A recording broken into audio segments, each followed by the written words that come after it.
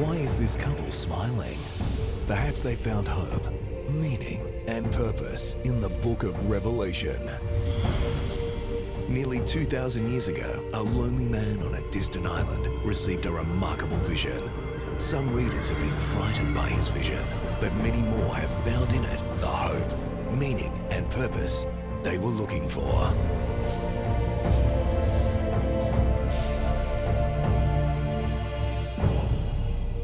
And now, here are your hosts, Dr. Jon Paulien and Dr. Graeme Bradford. Welcome to Revelation, Hope, Meaning, Purpose. I'm Jon. I'm Graeme. Graeme, where'd we leave off in our last program? Well, Jon, last time we spoke of Jesus and the evidence we have for him being a real person in history and the evidence we have for the resurrection of Jesus. Before that, of course, we'd actually dealt with the book of Revelation as it associates with what Jesus said about the end of the world and how this book gives hope, meaning, and purpose to all people throughout history. And we finished the very last program, of course, with a challenge for people to experience Jesus. That the evidence we give for his resurrection and being a real person can only take you so far. In the end, Christianity is like falling in love, a romance. And that's exciting because religion then becomes something of joy and hope and confidence for the future. All right. Well, we're moving along from chapter 1, which was the context for what you were just talking about, into chapters 2 and 3, where there's a series of messages that John receives from Jesus, and these messages are to 7 respective churches located in 7 geographical locations of Western Asia Minor. So you can see on the map, you have Ephesus, Smyrna, Pergamum, Thyatira, Sardis, Philadelphia, Laodicea. And we visited all of those places in their present form. And some of them are modern-day cities that are sort of built over the ancient ruins. And that can be a nuisance. Yeah. Because we'd like to see what lies below, wouldn't we? Yeah. Really, but you can't just dig out people's houses and say, sorry, folk, we want to look what's down there. So That's a problem. right. But a few of them ended up sort of crumbling in place and being replaced by other places somewhere else. And many of those we can have a look. I think it's exciting. Every time I've been back, there's so much more happening, and it's exciting to see the development that is taking place amongst these cities as they're being reconstructed. That's right. Now, the number 7 is really a critical number in the book of Revelation, and I'd like to bring up on the screen an image there that shows that the book of Revelation is organized into 7 major visions. You have the vision of the 7 churches, the 7 seals, the 7 trumpets, what I call the Great War, the 7 bowls, the millennium, and finally the new earth. And one of the interesting features is that each of those 7 visions has an introduction. And that introduction is related in some way to the sanctuary. Back in Old Testament times in the Hebrew Bible, the Israelites worshiped God through a sanctuary motif in which they had sacrifices and priests would minister in various ways. And this seems to be a major piece in the understanding of the author of Revelation. Absolutely. He's constantly referring to it. In fact, you can almost go for a journey through this book, and the sanctuary scenes, the Jewish temple scenes, will basically guide you through it. But as some will remember if they saw the previous program, Jesus there was portrayed in images drawn from the Hebrew Bible, but also in images drawn from the contemporary world. And many scholars have noted that not only would Revelation be structured according to the sanctuary of the Hebrew Bible, but the book of Revelation is also structured in the context of a Greek play. The Greeks loved their theaters, and there are many theaters that we're going to visit in these 7 churches. And the Greeks would go and they would see the play just as we would. In fact, they did it in large numbers, as many as 25,000 people at a time. Amazing. So we know quite a bit about how the Greeks did their plays. And they, like we would today, would have a stage, a backdrop, and you set the stage, and then all the action takes place in front of that stage. The book of Revelation seems to be structured along the lines of a Greek play. It's almost like as if we at times have characters in the wings, waiting for their entrance. That's right. Yeah, that's right. like Jezebel and later on the woman. And some scholars that I've worked with have been working on the voices of Revelation, the different characters in that play, and so forth. So the book of Revelation, you see the stage backdrop and then what takes place on front of the stage. You know, the more I look at this book, the more I learn. I'm just amazed. Amazed that so much can be in one book that can have so much meaning to so many people over such a long period of time. So in a real sense, the book of Revelation is a drama, and it can be seen as such. Drama may at times be telling things that are made up in order to give us clearer pictures of things that are really true. Yeah. And that's the intent and and the purpose. important thing is they are really true.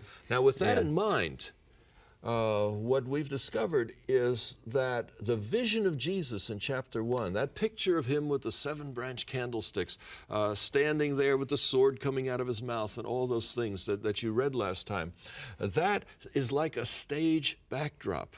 And we know that because as Jesus talks to each of the 7 churches, he makes reference back to that original vision. We can see it on the screen.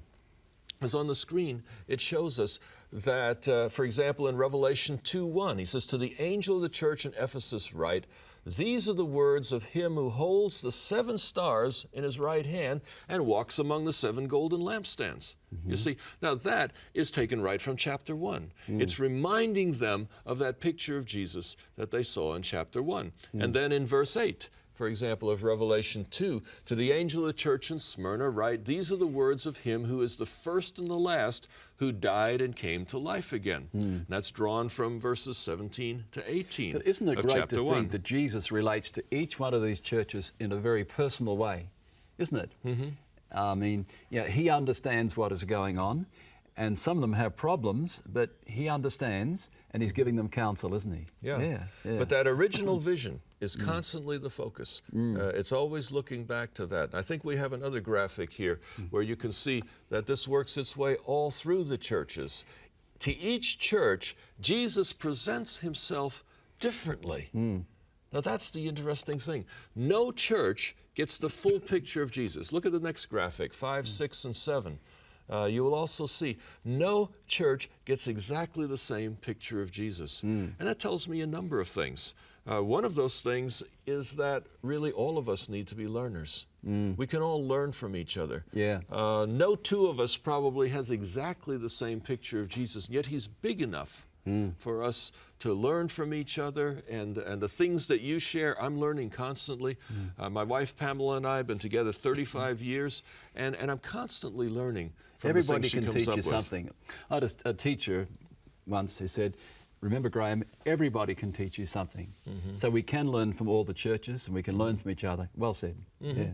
Yes, and beyond that, we see Jesus adapting himself to each of the churches. Apparently, no 2 churches quite alike. They all have different circumstances, different backgrounds, and he explains what those are. He says, "I know what you are like." So Jesus adjusts the message to meet the needs, to assist each of those churches in achieving what He's he a would real want them. pastor of churches. That's Yeah. right. And it tells us also that he's meeting people where they are. And this is a principle I think we'll hear over and over again as we go through the book of Revelation. We will see him adapting to where people are. And that means if we want to really understand this book, we have to grasp what it meant to those original people who received it. And this is exciting because we're learning more and more and more about those original people. Yeah. And knowledge is increasing in a spectacular way about what that first century was like, the culture, the people, the problems, and that's increasing our understanding of this book all the time. Now, the messages to the 7 churches remind us a lot of the classical prophets. In a previous program, I talked about the difference between classical prophecy, which is kind of a 2-dimensional view of the future, and apocalyptic prophecy that takes us from the prophet's time into the future in a series of stages. These 7 churches don't seem to have so much of that stage mentality as they are messages that can be grasped by anyone. Anyone who reads any of these letters to the 7 churches can get a benefit from it. That's probably coming out in verse 7. He who has an ear, let him hear. Exactly. It makes it pretty universal, doesn't it? Yeah. If the cap fits, wear it. Exactly. Whoever can hear will find something in this message that they can relate to. Yeah. So I think every person can relate to these messages. Every church can relate to this message. Every grouping of people, every denomination, whatever. If you come to this, you can relate to what is going on in the churches, because Jesus is describing a variety of different conditions. And interestingly enough, throughout history, many, many people have seen in these 7 churches actually the progress of Christian faith from the time of Jesus to the time in which we live. One of those individuals is a famous historian named Philip Schaff. Yeah. Perhaps about 120 years ago, I think. Very well known. Very well known, very highly regarded. Yeah. And Philip Schaff describes history between the time of Jesus and his day as in a series of 8 stages. And let's have a look at those on the screen. He said the first stage is the apostolic age, in which the early church existed. And then there was the age of persecution. And we know in the 2nd and 3rd centuries, the Roman Empire terribly persecuted the Christians. Then Schaff pointed to a time of union where the church began to be part of the state. The church and the state worked together. We'll have more to say about that later on, time of Constantine and on. Then there's the medieval period, the Reformation, a time of orthodoxy, Protestant orthodoxy, then a period of mission expansion, 18th, 19th centuries, and then finally, for Schaff, it was the age of infidelity, an age when the church wasn't as faithful as God intended. If you look at the main messages of those 7 churches on that list, you'll see that they correlate surprisingly well to what a historian sees as the pattern of church history. Of course, we know that he's talking of European, Western form of Christianity, because the East went through a lot of that stage without a Reformation. That's right. Yeah. That's right. Yeah. And so it seems that the biblical prophecies, Daniel and Revelation in particular, are pointing to certain developments that take place in Central and Western Europe that seem to be of significance to Jesus looking forward. Sure. And so in a real sense, these churches can be seen in multiple ways. I would certainly encourage everyone who reads them to seek to apply it to their own lives. Absolutely. But on top of that, we can see that these messages to the 7 churches can give us some insight into history as a whole. Absolutely. Yeah. We'll come back in just a moment and we'll take a look at the first letter, the letter to Ephesus.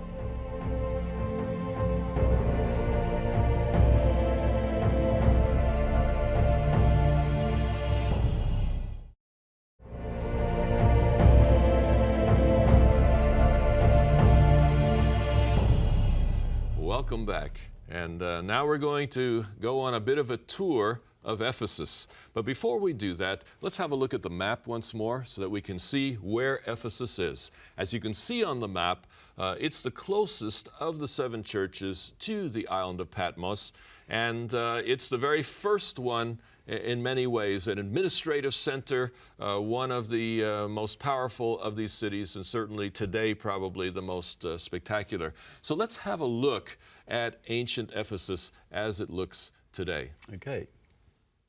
Welcome to our tour of Ephesus. John wrote his book to 7 churches in 7 cities in Asia Minor. Ephesus is the first and the most spectacular, and we're about to visit it now. And we really need to emphasize the fact this is where John lived when he wasn't on Patmos. This is the center, the central city of this whole string of churches that we are talking about in the book of Revelation.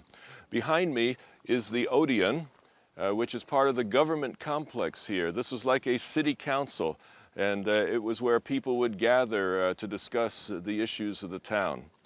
Moving out from the Odeon, which seats about 1,600 people, we're moving down along the street. And you move down this street and you come to the Temple of Domitian, which is significant for us because Domitian was the emperor who was in charge at the time that John wrote Revelation. So the temple to Domitian shows the kind of competition that Christianity would have had in this city and in fact in the entire region. There's a very, very beautiful street moving down from Domitian's temple, and it continues on down through various statues and columns, and here we are in the public toilet of ancient Ephesus. Graeme, what are you doing? Nothing. What do you mean nothing? It's none of your business. This is a family program. All right, let's see if I can do this delicately. Many people probably believe that plumbing was invented maybe 50 or 100 years ago. The reality, ancient Ephesus had a nice plumbing system. Water was constantly flowing under these toilets, carrying away the waste and the smell. There were channels here of water moving along where people could wash their feet or clean themselves afterward, and frankly, it was rather a chummy experience. John, have you seen my keys, my car keys? Your car keys? Oh, no. Now that John's gone down and retrieved my car keys, we can continue the tour. Can somebody give me a hand down here? Graeme?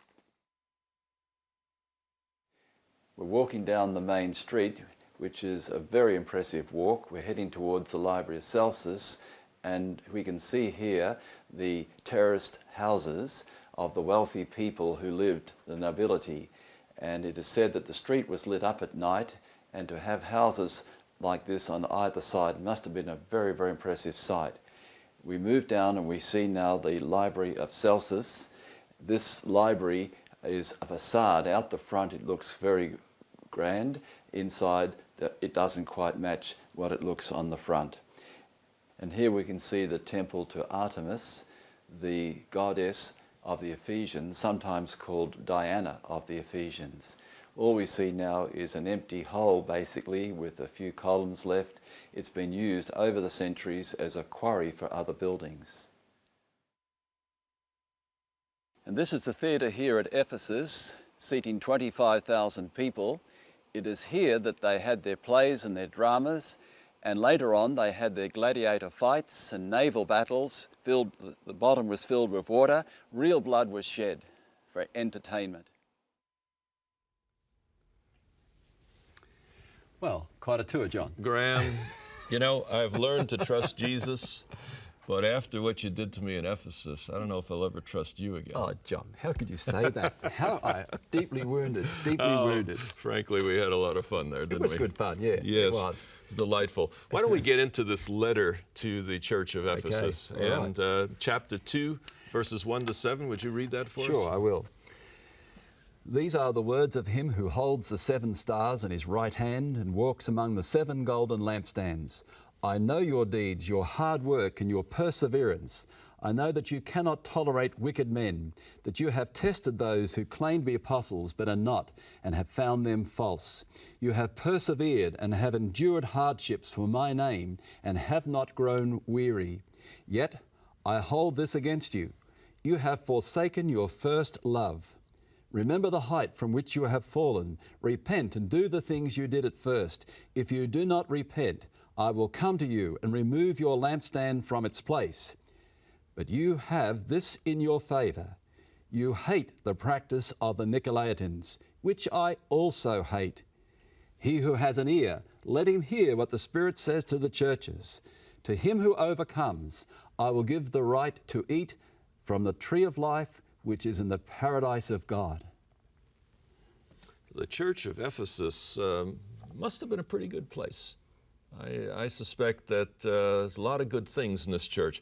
Jesus notes that they are doctrinally sound. Work very hard? Yeah, they work very hard. They seem to have their heads on in the right place. They are patient. They're vigilant. They're watchful against trouble that might come. And found out false apostles, they tested them? Yeah. So there's a lot of things about Ephesus that we would want to model after, but there's only one thing missing. It says you have left your first love. In a real sense, religion at its best is to be more than just doctrine, more than just thinking right. It has to do with a relationship with God, a relationship with Jesus. And it strikes the language here, you've left your first love. It's kind of a romance language. It is, isn't it? Just a little bit. It is. I'm just wondering, if romance begins to go a little bit, what do you do to get that straight? I guess a lot of people have thought around that one because there are a lot of marriages that do go stale. There are a lot of marriages that just fall apart, finish up divorce. That's as right. a solution. But there must be a better way, mustn't there? Well, Pamela and I have thought about this a lot, and one of the things that we have done through the years is make sure we have regular dates. You know, when people are aiming to get married, when they're looking for somebody, you know, they're always out on dates, always trying to get to, doing the rest of that. Why not do that after you're married? And a regular time, show attention to each other, etc. In other words, to put it this way, I think one of the things that can go wrong in a marriage is you forget to do the things that you did at first. When the marriage was just beginning, when the relationship was starting, you're attending to each other, you're staying up late at night to spend time with each other, you're doing all kinds of things. Hours seem like minutes. Yeah. When you're with somebody you don't like, the minutes seem like hours. Well, but if you have real love, it's amazing how quickly time goes, And so one of the things one would share with people who are seeking to restore a marriage is remember the things you did when the marriage was going well. Remember the things you did when you were dating. Go back to those earlier times. Go back to the restaurant that had so many great memories. Go back to the place where you attended a music concert or whatever. And I think this is an analogy for churches like Ephesus, you see, where sometimes everything else is in place, but they've left their first love. They've lost that bloom of romance with God. Sad, really sad. You know, a lot of people start the Christian life but don't finish it. They don't, really. And that's sad. And many have seen in this message to Ephesus an analogy to the first century church, which had such a great start among Jesus and the apostles. But already within times of the New Testament, you see some shadows, some things creeping in that were quite different. And so on. Yeah, very sad indeed, very sad. But doesn't have to be that way. Changes can take place and it can be rekindled and recovered. And the promise is to go back, all the way back to the Garden of Eden. Yeah, and that is exciting because the promise here, right here at the end of this message to the church at Ephesus, to him who overcomes, I'll give the right to eat from the tree of life, which is in the paradise of God. You know, we can bring on this slide now to show what this really means, because this has a precious message for all of us as people who are following Christ. You know, it really says here that in the beginning, we had, in Genesis chapter 1 and chapter 2, we have a new creation, we have people, real people in a real world, but then sin and death entered. And of course, sin and death changed everything. It's interesting to notice, John, as you have noticed too, the last two chapters of the Bible are like the first two. Revelation chapter 21 and 22 have once again a new heaven, a new earth, real people, real place. And so as the Bible starts, so it finishes. And eventually heaven will be a recovery of what we lost through our sin of our forefathers. And between those chapters is a whole story of human misery and trouble. But in the end, God will restore what we lost, all because of one man. And that one man was Jesus Christ. And so his death on the cross, his resurrection, changed the whole outcome, didn't it? It made a huge difference. So as far as we're concerned, many people wonder about, you know, where will heaven be? Where it'll be out there floating on a cloud or somewhere in space? Is it up there or maybe, you know, well, what? As far as the Bible is concerned, in the end, we have a restoration of what we lost in the beginning. Real people, real place. And John, before we finish this series, we're going to talk more about what the Revelation has to say in chapters 21 and 22 about, and it's exciting, isn't it? I think a lot of people think that the future life of the Bible probably isn't all that interesting. But I think when you look carefully into it, as we will do in one of our later programs, you see that it's a very meaningful, a very exciting kind of life. It's not boring in any way. What you have here, it seems like, is matching pairs. You have at the beginning of the Bible a certain paradise, at the end of the Bible a certain ideal kind of life. And in a way, again, it reminds me of The Lion King, that cartoon that I mentioned in a previous program, where you have that perfect existence at the beginning and the end. In between, there's this horrible tale of suffering. Death, rejection, all kinds of fright and fear and so forth. And this really strikes to the heart of what so many people are concerned about today.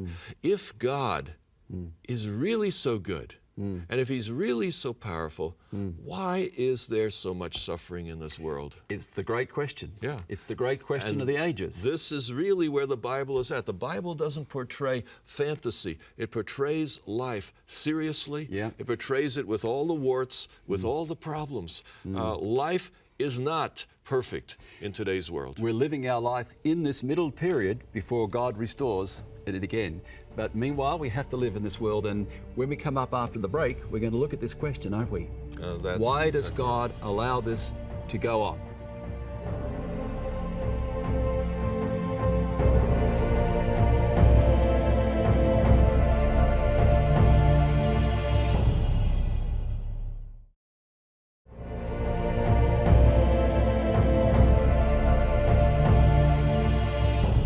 Welcome back.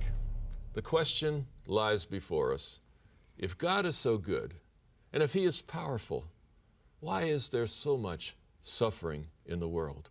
Why is it that when a plane crashes, some people die and other people survive? I'll never forget the story of George Slay. He worked on the 91st floor of the North Tower of the World Trade Center. One day as he was working, he looked out the window of his office and he saw an airplane coming toward him. And he thought, man, the flaps are up, the wheels are down, and man, that guy is flying low. And the plane landed right into the building just above him. The ceiling just above Slay's office was the difference between life and death. 1,350 people above, 92nd floor and above, all died.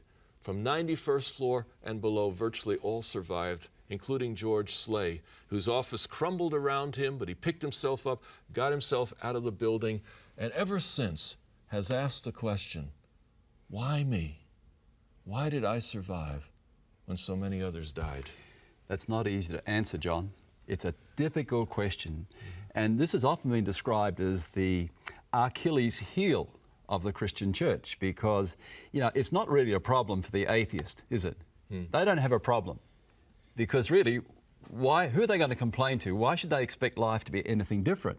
I mean, if you say life is unfair, life is unjust, things are going wrong, where do you send your complaint? It is what it is. It is a problem for those who are Christians, who believe what the Bible teaches, that God is all-powerful and all-loving. All right, if those two things are correct, then why is this world in such a mess? That's the big question that has to be answered. Well, I think the starting point of our answer might be to go to the letter to Smyrna, because Smyrna was a place that suffered a great deal and apparently unjustly. Let's take a look at Revelation chapter 2 and verses 8 to 11. It says there, "To the angel of the church in Smyrna write, these are the words of him who is the first and the last, who died and came to life again. I know your afflictions and your poverty, yet you are rich. I know the slander of those who say they are Jews and are not, but are a synagogue of Satan. Do not be afraid of what you're about to suffer. I tell you, the devil will put some of you in prison to test you, and you'll suffer persecution for 10 days. Be faithful even to the point of death, and I will give you the crown of life. He who has an ear, let him hear what the Spirit says to the churches. He who overcomes will not be hurt at all by the second death." Wonderful promise. Yeah. Wonderful promise. Let's take a look at the map once more and see where Smyrna is in relation to the other churches. Here you can see that Smyrna is about 50 miles, some 80 kilometers north of Ephesus. It was a beautiful harbor city, still is a city today. It's the city of Izmir in Turkey today. A beautiful place. Why don't we take a closer look? Sure. Welcome to ancient Smyrna. John, this is exciting. every other time I've come, I've been up there in that castle looking down at those pillars, and I haven't even bothered to come down here because there was nothing down here. But now, I just can't believe it. There's a fervour of activity taking place, and this place will get better and better as time comes and goes, won't it? I think so. In fact, they have just taken down a whole city block worth of buildings, and they're commencing archaeology on that side. We are standing in the Ancient Agora, which was the shopping mall, essentially. But before we tell you about that, let me just say that Smyrna is one of the most continuously inhabited cities in the entire world. Some 2000 BC was the founding of original Smyrna, actually across the bay, but it moved over to this side of the bay and something along the line of 3,000 years ago. This is also famous as the birthplace of Homer, who is perhaps the greatest Greek poet of the very early era. Here in the marketplace, it's most interesting here. What you're seeing here is actually the bottom level of the marketplace, and there's a bit of a water channel here, but there were also some shops down here, but then this actually went up 2 stories above here, and we'll have a look at what it looks like upstairs as well. But down here, you have these beautiful arches, and these go back well before the time of John. Here is another part of the ancient marketplace of Smyrna. And here you see a water fountain. The fountain itself is of recent construction, but the piping and the flow of water is more than 2,000 years old. How do we know this? Because the entire system here as a water channel system, like we heard also in Ephesus. You have channels down here to take away the wastewater. There's a pipe right over here that is clearly of Roman style and origin. So there's no question that the water has been flowing here for some 2,000 plus years. Now there is specific record in the ancient world that John, the author of Revelation, actually visited this site, visited Smyrna. And if that's the case, he may well have drunk from this very same stream. Well, that looks hi Graeme. I think I'll do the same. You want to drink? Yeah, I think. Wait a minute, you know what I'm thinking? They always tell me when you come to a place like this, don't ever drink the local water. But it looks so I don't cool. want you to get hurt. It looks okay. Well, we need you for this production. All right, I'll trust you, all right? All right, Okay, well, let's move on. All right.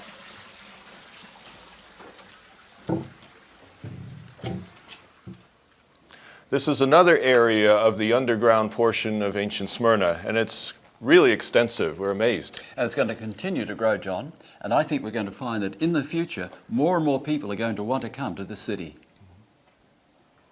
Well, here we are on the surface. We've just been down below, and this is level number 2. That's right.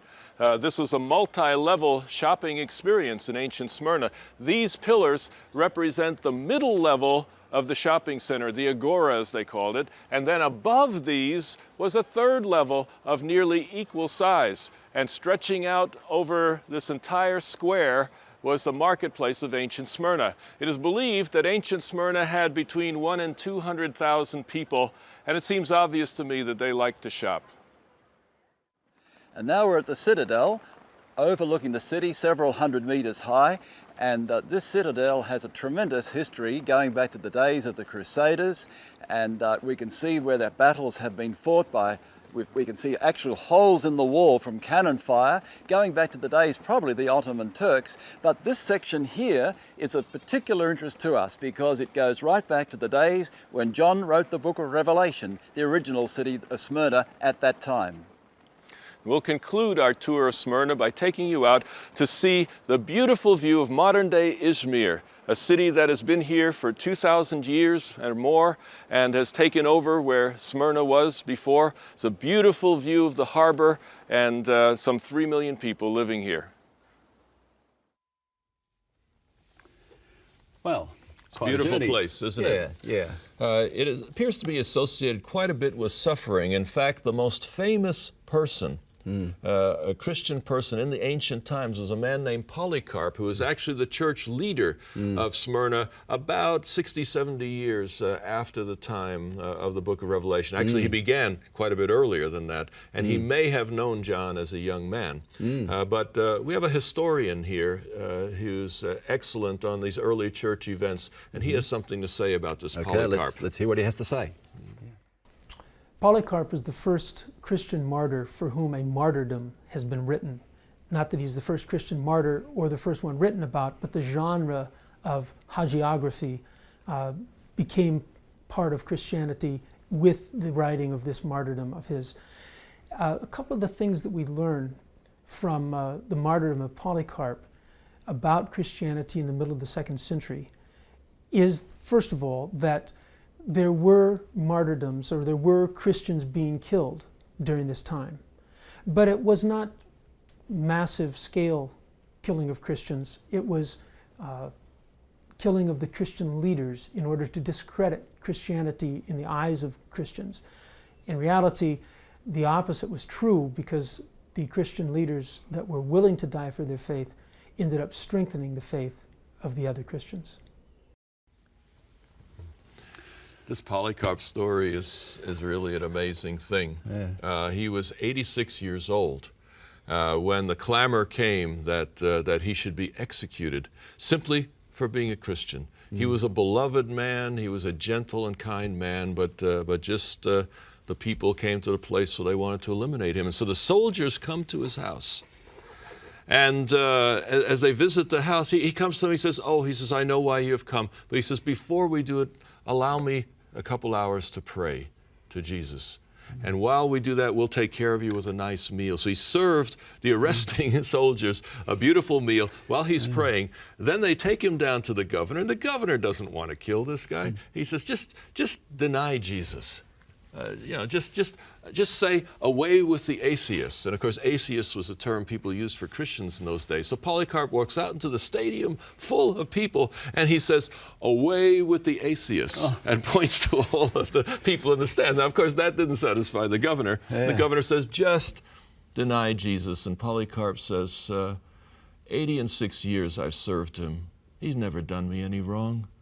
How can I deny the one who loved me and saved me, and so forth? What a man. And Polycarp was executed in front of a crowd on that regard. So it's a... He was faithful unto death. Faithful unto death, just like exactly the like text says. the text says. Yeah. So the church at Smyrna was poor in money, poor in the things that people would think were valuable, but it was rich in spiritual life. And I think one of the things that we can understand today, to have a clean conscience, to be forgiven, to be a forgiving person is of much greater worth than wealth.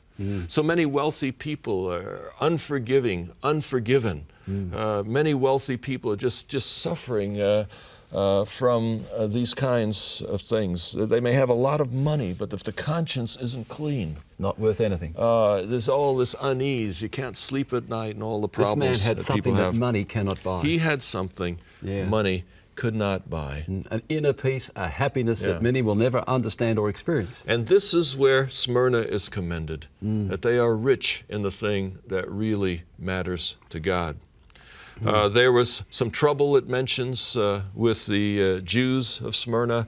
Again, as we've mentioned a couple times in this series, that originally Christians were secure from Roman persecution because the Romans confused them with the Jews. But as the separation became more and greater, then this became an increasing issue. And finally, during the time of Diocletian, about 200 years later, there was a systematic attempt by Romans to completely wipe out Christianity throughout the empire. And so this closes with the idea, be faithful unto death, and I will give you the crown of life. And that crown is not a royal crown. It's a crown of victory. It's like the Olympic gold medal. It is the crown that says you have achieved, you have won. There are things in this world that are worth dying for. Absolutely. That's the message. Absolutely. And now we need to go to a break.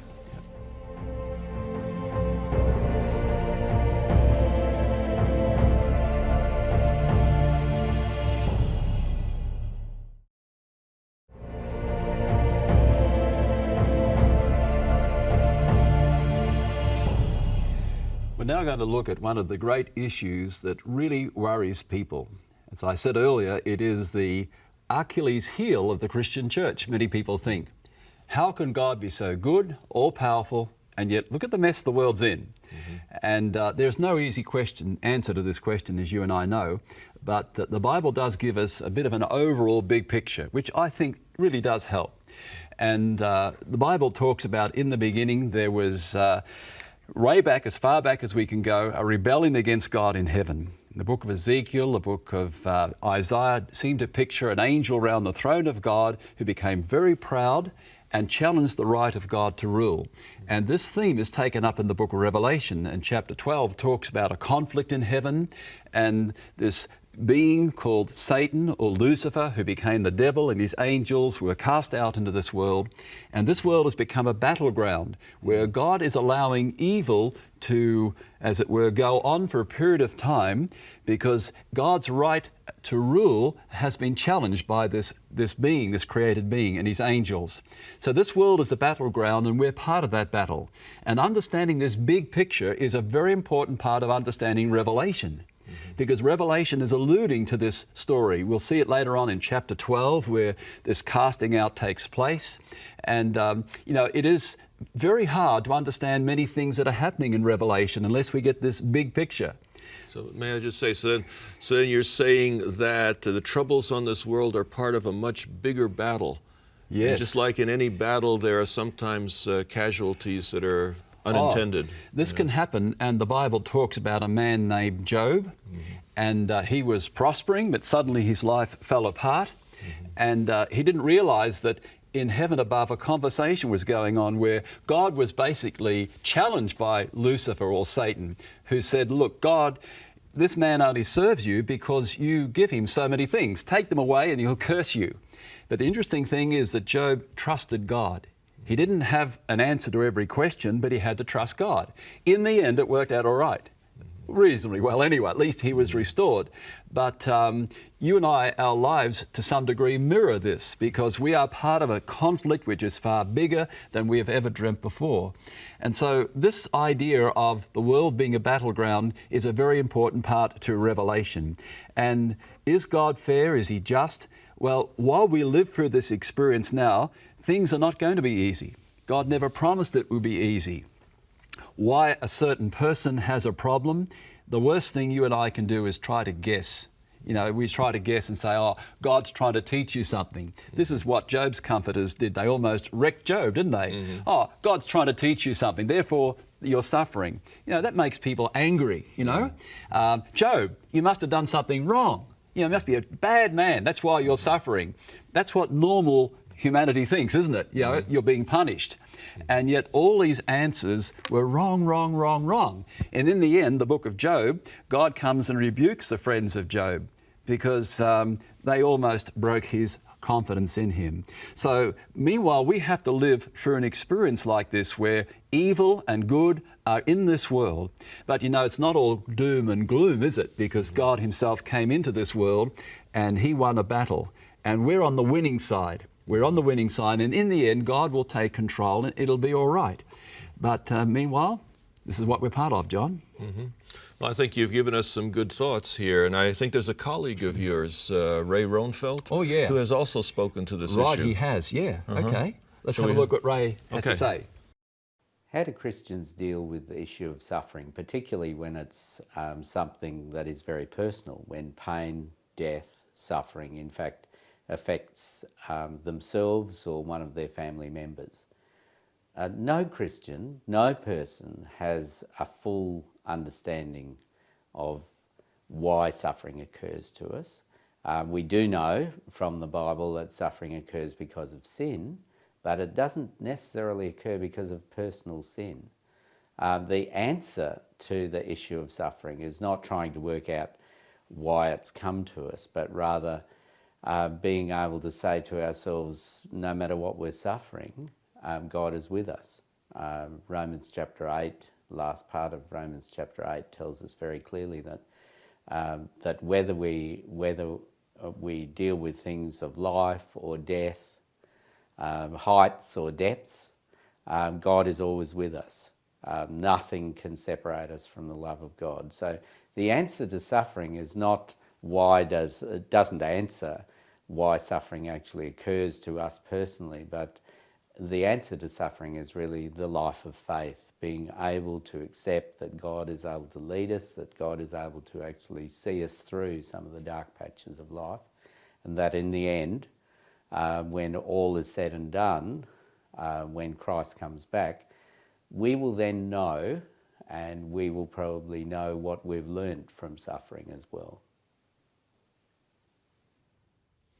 Interesting. Yeah, well, that's sort of the personal dimension of it. And I'd like to come back to the story of Job there, because it's interesting in the story of Job, which is a play in the form of an ancient play. God is being challenged in heavenly places, and there's a whole thing going on up there. And then Job down here is experiencing his thing, and there's a total disconnect. Now, what fascinates me about Job is when God comes down to explain to Job whatever he's going to explain, he doesn't say a thing about that early part, about what actually took place. And it tells me that God is facing larger issues that transcend simply this earth. The Bible portrays God as king of the entire universe, and there's huge issues going on in all of that. That even if God himself came down and talked to you about your suffering, there are things about that you just could not grasp, because you and I are here in this world and we just don't have access to some of those larger issues. So in the book of Revelation, as we work our way through, we'll see these larger issues come more clearly into focus. But as we come to our last minute of this segment, I want to share one more thing, and that is, in today's world, some of the biggest concern is, why is God so absent? Why is it so hard to know God? And why is there so much unjust suffering? And I would like to point out that on a Friday in Jerusalem, Jesus, the Son of God, experienced both of those things. He experienced the absence of God. My God, he says, why have you forsaken me? Jesus did not sense the presence of God in the midst of his suffering. He experienced the secular dilemma of today. Why is God missing? And he suffered unjustly. He did no wrong at any point in time. And yet he suffered as much as anyone has suffered. Amazing. So whatever we say about suffering, God knows it by experience. Absolutely. We're moving to a break now, and when we come back from the break, we're going to join Pamela in the interview room and talk a little bit more about suffering.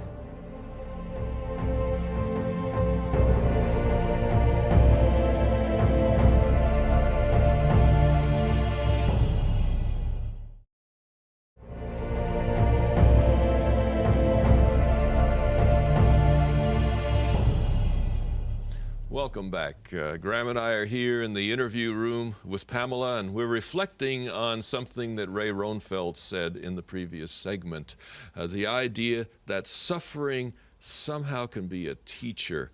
A lot of people are uncomfortable with that, and I thought I'd ask Pamela, you've gone through some challenging experiences in the past.